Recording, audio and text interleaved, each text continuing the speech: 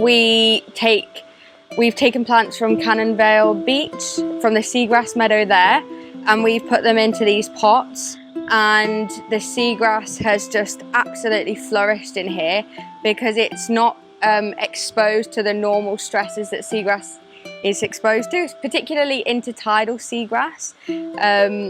Wave activity and storms can affect the length, and you can see in these tanks that the seagrass is really long. Normally in the environment as well, you have turtles and dugongs grazing on the leaves. Obviously they don't have that in these tanks, so that's why they grow nice and long, but it is the major food source for turtles and dugongs. So if we want to see those numbers flourish, we need healthy seagrass meadows as well. But it's just done so well. I think optimal light availability, nutrient inflow from the marina, and they're doing super well here. You can restore seagrass meadows in one of two ways. Like if you had a plant at home and you were to take cuttings and plant it back out, you can do that so it's propagation. But also you can take the seeds from the flowers and plant those out. We found a method which is better, so the university have found a method, which is putting those seeds into seed balls and planting those seeds out. Now seed balls are clay mud balls that come from the mangroves, and what they do is they're very sticky, and we put 10 to 15 seeds inside one of those seed balls and we plant it out. So it means that we can put the seeds exactly where we want them to grow, where we think that they're going to have the best chance of survival. And that's what the university have been doing on Cannonvale Beach. And we've trialed a few different methods of planting those seeds out, but those seed balls are doing like the best. How badly affected are the seagrass meadows here? We had Cyclone Debbie. Cyclone Debbie, and that's definitely caused a decline, I think, in the seagrass meadow here.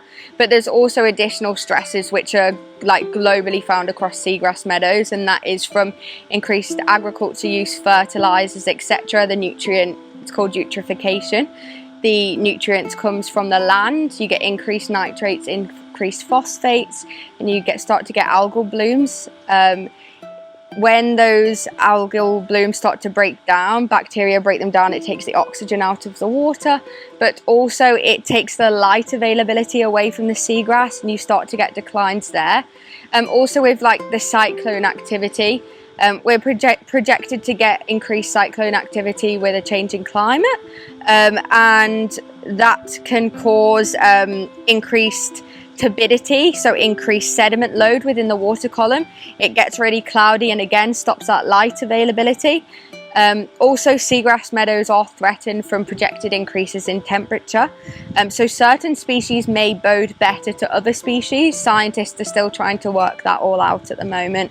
But also it's a nursery ground for a load of like your commercially viable reef fishes. So for example, if you enjoy going fishing, you want a healthy seagrass meadow because the fish start their life in the seagrass meadow. It's a nursery for them, but also it helps to protect the coastline from wave activity, etc. So if you want your nice houses on the coastline, you need healthy coastal ecosystems, so your seagrass meadows, your mangroves, and if you want a healthy Great Barrier Reef, you love your snorkeling, you love your diving, you love being out on the reef, you need those healthy coastal ecosystems.